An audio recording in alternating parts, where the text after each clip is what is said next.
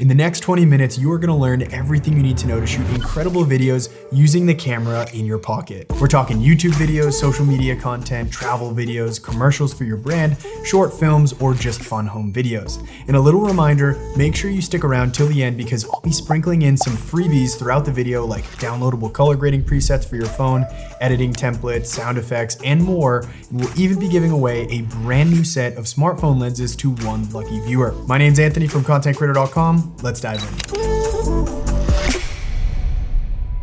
Okay, so this is a big video for our channel. About 2 years ago, I posted this, and it went on to be a pretty decent hit. The issue is, in the time since posting that, there are new smartphone settings we've never had access to, the best camera apps have changed, I could go on. It's about time we released this comprehensive update. I've broken things down into 5 categories, and it's absolutely crucial that you check each of these boxes. As you see throughout this video with real-life examples, you could get 4 of these things perfect and your videos will still look amateur. So, without any further ado, category 1. The gear. Now you've probably got a phone in your hand already, and I'd highly recommend using what you have to start. Practically all phones from the past 5 years can shoot incredible video, and what we teach today will apply to all of them. But if you are looking to upgrade, the 2 kings in the video world are the iPhone and Samsung Galaxies. The 16 Pro Max is my personal top choice, mainly because of Apple Log, which we'll talk about later, but you can't go wrong with Samsung, and other honorable mentions would be the Google Pixel series, Huawei, and the Xiaomi phones. Now, a phone is the only absolutely essential piece of gear that you need, but throughout this video, we'll mention other accessories like lenses, filters, lights, and more, but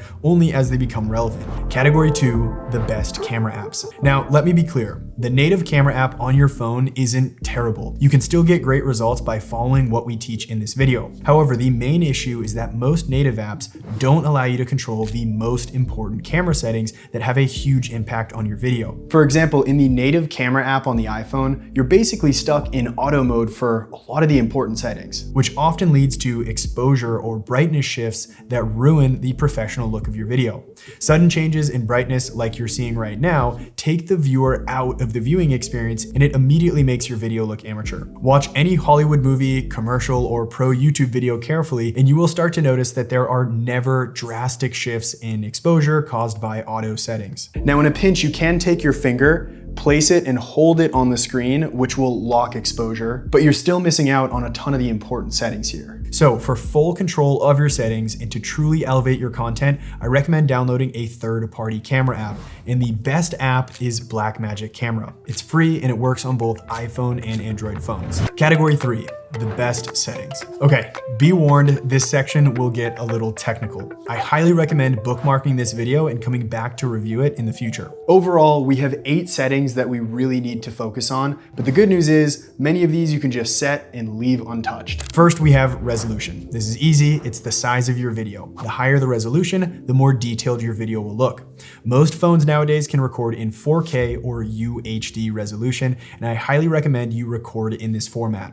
To change this in Blackmagic, just go to Settings, Record, and then Resolution. After resolution, we have frame rate. If you were to slow this video on screen down, which is what I'm doing right now, eventually you would start to see these pauses in the video. This is because video, as we know it, is really just a series of still images playing one after another, fast enough to the point where our eyes don't actually see the individual frames. Now, the total number of still frames per second of video is known as the frame rate, and understanding when to change this is crucial. The Hollywood standard for frame rate is 24 frames per second. Directors choose this because it helps display very natural motion within a video. However, nowadays, social media and YouTube has really popularized the use of 30 frames per second. Some apps like Instagram supposedly even optimize for 30. Now, I can tell you with a high degree of confidence, either of those frame rates will work for you and you will barely notice the difference. What does matter is the higher frame rate options like 60, 120, and 240 frames per second. These higher frame rates serve one purpose above all else: slow motion video. Playing back a video that was shot at 60 frames per second will look very similar to 30 frames per second. But with all of those extra frames, we're now able to stretch out or slow down that 60 frame per second clip and get the illusion of smooth slow motion. If you were to try to slow down a 24 or 30 frame per second clip, there aren't enough frames to actually stretch it out, and you start to notice those gaps. And this is a big amateur mistake. Don't slow down 30 or 24 frame per second footage. Now 60 frames per second slowed down to 30 would be 2 times slow motion. 120 frames per second down to 30 would be 4 times slow motion, and 240 down to 30 would be 8 times slow motion. To switch frame rates within Blackmagic Camera, you tap here, and I'd only recommend switching to these higher frame rate options if you know you absolutely need slow motion. The more frames per second, the more space these videos will take up on your phone, and in the blink of an eye, you will be completely out of space. Shooting in a higher frame rate will also make your video look worse in lower light scenarios, which is why, again, you want to stick to either 24 or 30. Now, the next 2 settings we need to worry about have everything to do with properly exposing your scene. And by the way, exposure is just a fancy word for how bright or dark your video is. These settings are ISO and shutter speed. ISO is really simple. Think of it like digital brightness. Tap here and increase the ISO within Blackmagic, and you'll see the exposure of your video increases. The issue with ISO is as you start to increase it, you also introduce this terrible looking static noise to your video. This is another reason why we want to avoid filming in auto mode on the native app. Most apps will just spike that ISO all the way up to brighten your video, which introduces that static noise, and it makes your video look fuzzy and almost like it's out of focus. For this reason, we try to keep ISO as low as we can at all times. We only use it as a last resort when it's just too dark out. As a general rule of thumb, the max I would ever push my ISO on a phone is 1000. Up next, we have shutter speed, which you can control by tapping here. And just like ISO, adjusting the shutter speed affects your video's exposure, but it also has a very, very important side effect that you need to understand. To explain how it works, let's revisit frame rate. Each frame is a still image, captured when your camera's sensor activates very briefly. It then collects light and then it deactivates. Shutter speed determines how long the sensor activates and collects light. For example, 1/100 means the sensor activates for 1/100th of a second. Now a faster speed like 1/200th of a second lets in even less light, making the image darker. Now the important side effect of shutter speed is motion blur. Because slower shutter speeds leave the sensor activated for longer, any motion that happens during the activation is captured, which then appears as motion blur in the final image. Now on the flip side, a fast shutter speed captures sharp images with no blur because practically no motion happens during that brief activation of the sensor. Now motion blur is actually a good thing. If you wave your hand in front of your face, you'll start to see that your fingers actually blur together. And when you compare these 2 videos, one has a fast shutter speed and no motion blur, while the other has a slower shutter speed with much more natural looking motion blur. So how do we ensure the best motion blur? Well, it's actually really easy. The general rule of thumb is to set your shutter speed to double your frame rate. If you're filming at 30 frames per second, aim for a shutter speed of 1/60th of a second. If you're at 24 frames per second, aim for 1/48th of a second. Now, with all this being said, I do want to remind you, filmmaking is art, not science, and sometimes breaking the rules helps you tell your story. For example, fight scenes often use really high shutter speeds with no motion blur to create a kind of chaotic and intense feel. On the flip side, dream sequences like what you're seeing now typically use ultra low shutter speeds, creating a ghostly or blurred effect. Now, really big key in Blackmagic Camera, once you've set your shutter speed and ISO, I recommend hitting the lock button here on the shutter speed control. Now, when you tap on the screen, you'll be changing what your camera's focused on, but you won't change the exposure settings. If you forget to hit that lock button and you accidentally touch the screen, it's gonna auto expose your clip and change all those settings that you just fine-tuned. So after watching all of this, you're probably gonna go outside, copy these exact settings, and your video is gonna look like this. Just massively overexposed, and it's not because you've set your settings wrong, it's just because there's so much light outside. Now, to compensate for this, you essentially have 2 options. The first is to just take the shutter speed, increase it like crazy, which is gonna bring our exposure back down, but at the cost of our motion blur. This isn't ideal, but it's something that content creators do all the time when they're filming outside. Now, the second and more ideal option would be to introduce something like this. It's a variable neutral density or VND filter. If we take this and screw it onto our camera. This is essentially like a pair of sunglasses for your camera. It cuts down on all that extra light, allowing you to bring your shutter speed back down to where it should be, so now you have proper exposure and perfect motion blur. Either way, those were the two most confusing settings, I promise. But I do think it's really cool how you have access to the same camera settings that Hollywood directors use right on your smartphone. Up next, we have a much simpler setting, white balance. White balance ensures that the whites in your video look truly white, which in turn makes all of the other colors appear natural and balanced. We need this setting because light comes in a variety of color temperatures. We have cool, white, warm light, and everything in between. White balance compensates for these differences in the same way that our eyes do without us ever even noticing it. The good news is most phones have really accurate auto white balance, but you don't want it changing while you're filming. It will just look unnatural. So to avoid this, I recommend setting the white balance using auto mode, but then locking it by turning it out of auto like I am doing here. And then if the colors still look off, you can use the slider to fine tune things. Okay, up next, a very important setting, choosing the right camera on your phone. Most phones nowadays have multiple cameras on the back, each with a different lens.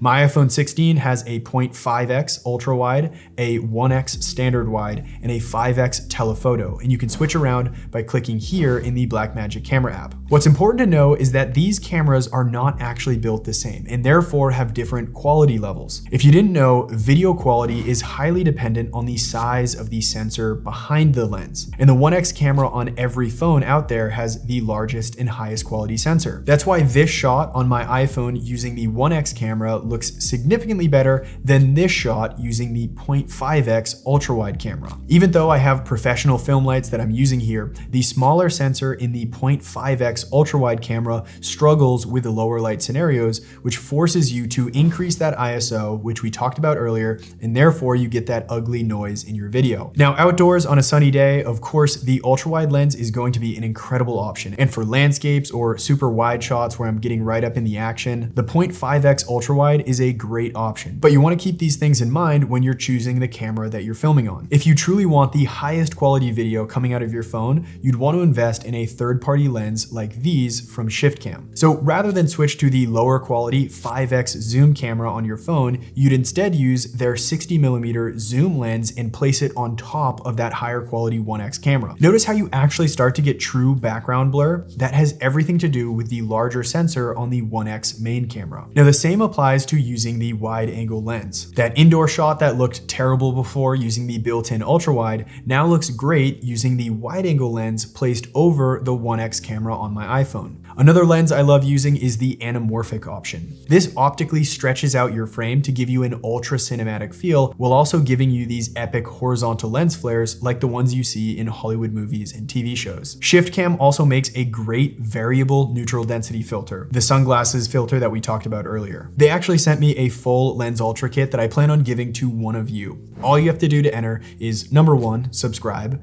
number 2, comment below the number 1 thing that you learned from this video, and then finally, click the giveaway link in the description beneath this video and type in your email. And whether you win the giveaway or not, just for entering, I'm gonna send you some downloadable editing templates, so enjoy those as well. 3 weeks from the posting date of this YouTube video, I will randomly pick a winner. You'll be notified via email from an official @contentcreator.com email address. And that's important. Giveaways can get spammy on YouTube, so don't trust anything about prizes unless you see it coming directly from our company email. Okay, so after the cameras themselves, we have 2 final video settings to consider: your video codec and the color space. When recording a video on a smartphone, and really most DSLR or mirrorless cameras too, as the video is being recorded, the file is actually being compressed by the camera to save space. The video codec determines what type of compression is being applied. This will impact both the quality of your video and the file size. When we click on settings and then record, you'll notice codec up at the top. On my iPhone, we have a lot of options. Think of the top being the highest quality and least compression, meaning it's going to be huge file sizes. And then down at the bottom with H.265 and H.264,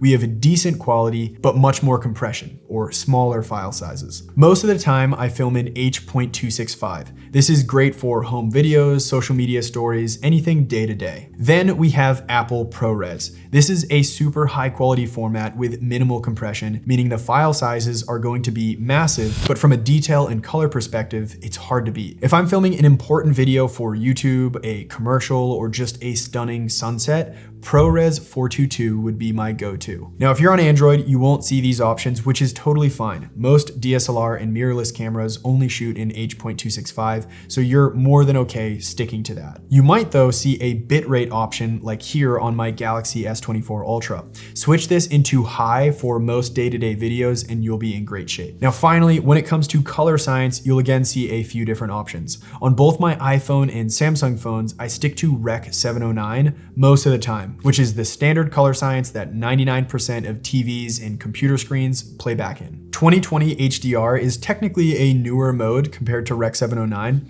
but a lot of screens can't play this back properly and it can cause your footage to look super weird while editing. If you've ever filmed on a phone, imported that footage into an editing program like Premiere Pro, and it looked super bright and overexposed, that is likely because you filmed in Rec 2020 HDR. And finally, we can talk about Apple Log. Log is a term for professional picture profiles on high-end cameras where the picture looks flat and almost grayscale, but it's done on purpose because it allows the sensor to capture even more color and light data. The only catch is that you need to know how to color grade this footage back to looking normal. But I cannot talk highly enough about how incredible this footage looks once you do grade the Apple Log. It's just out of this world. I've actually created a color grading preset known as a LUT for Apple Log footage, and I'll just give it to anyone who enters that giveaway we talked about earlier. You just drop the color grading preset on your Apple Log footage and boom, it looks so much better. Okay, I know that was a lot. We could talk about settings forever. And in our full course 14-day smartphone filmmaker, we have entire sections dedicated to these settings and more,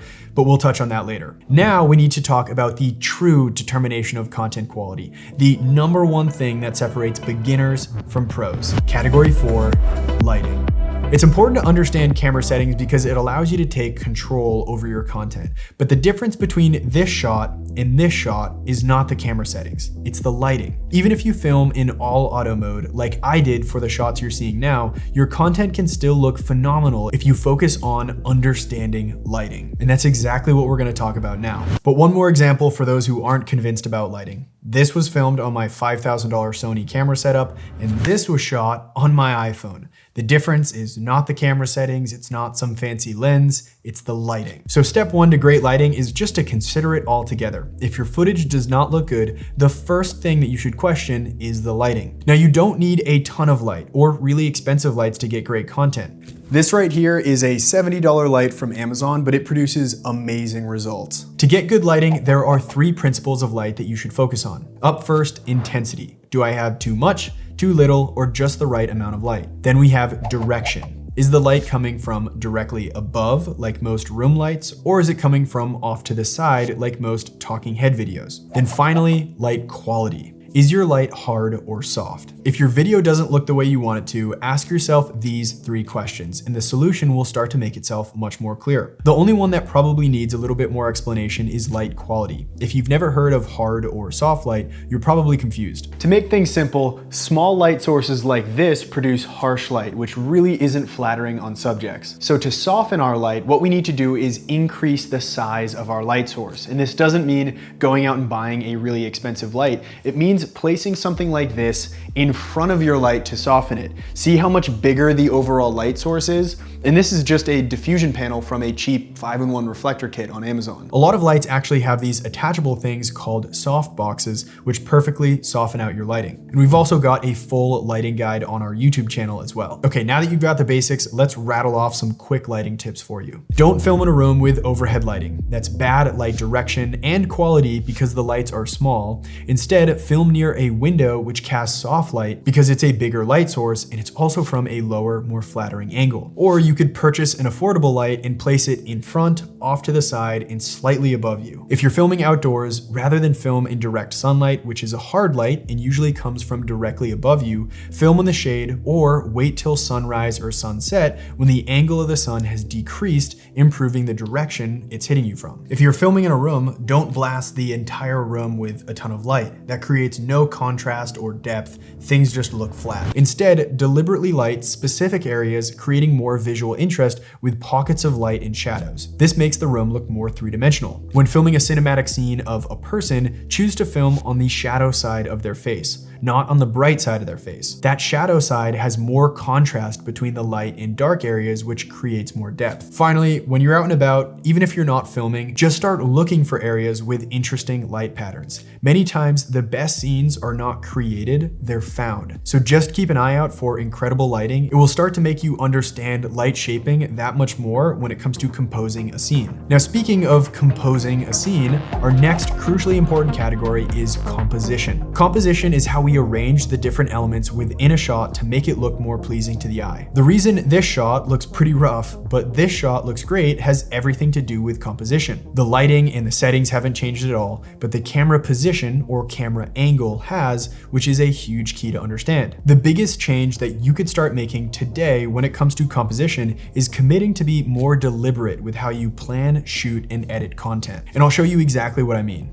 Let's imagine you're on a boat with your friend who is fishing. What the amateur content creator does is whip out their phone, open the camera, and they start filming like this. They hit record, and in one super long shot, they point and pan the camera all around to multiple different subjects. This is filming with very little purpose at all. What the professional content creator does is film a whole series of quick, deliberate shots, each one focusing on a specific subject with no more than one subtle camera movement throughout the entire shot. Each shot has a unique angle compared to the last. They work together in a sequence to tell a story, and through some very basic editing, we can cut and combine these clips to create something more engaging and fun to watch from a viewer's perspective. This is how you truly start to level up as a content creator. The more unique perspectives you can include, the better. All right, now again, let's get more specific and rattle off some quick composition tips. Make sure your lines are straight up and down and straight right to left while you're filming. Nothing is more offsetting than watching a shot where the horizon is off the entire time. Study the rule of thirds and try to align subjects of your shots along the vertical and horizontal lines,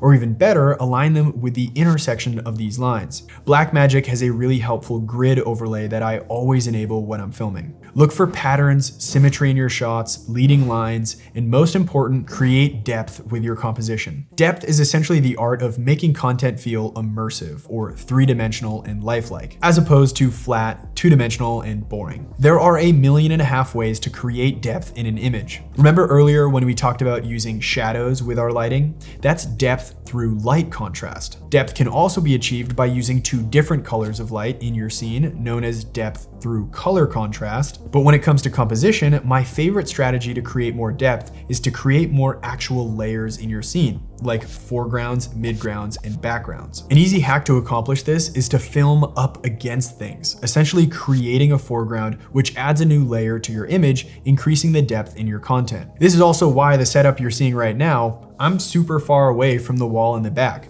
By increasing that distance, I've increased my depth. Don't be like most beginners that film themselves right up against the wall behind them. And that right there does it for this video. I know I went a little over 20 minutes, but hopefully you can forgive me. I truly feel that if you focus on everything we cover today, you can easily 10x the quality of the content that you shoot with your smartphone. Now, as much as we talked about in this video, there's still a ton more that goes into creating the best content you possibly can. We have cinematic color grading, we have editing, recording high quality audio, understanding storytelling to keep viewers engaged. The list goes on. Now, I hinted at this earlier in the video, but at contentcreator.com, we've an ultra affordable masterclass that covers absolutely everything you need to know to produce cinematic content with your smartphone. But we don't just stop at teaching you all about the gear, the settings, the lighting, the movements, the storytelling, the editing, and all of the other technical skills. We also give you daily practice exercises so you can turn the theory into real knowledge. We give you downloadable footage to follow along with. We give you editing templates and PDF guides. You get lifetime access to our private students community where I personally host a weekly live Q&A call so we can talk together. And if you sign up using the link in the description below, you'll actually get lifetime access to 3 courses in total. 14-day smartphone filmmaker, 14-day filmmaker pro camera edition, which covers everything you need to know if you do choose to upgrade to larger cameras down the road. And finally, you also get 1 week director, a crash course on Hollywood level storytelling and directing, even if you don't have a budget. Over 130,000 people from all over the world have enrolled. And here's just one before and after a student posted in our community. All they used was their smartphone. If you want to get lifetime access, enroll, and level up your content, the link to do so is in the description below. below. But other than that, thanks so much for watching. Hit that subscribe button and I'll see you in the next one.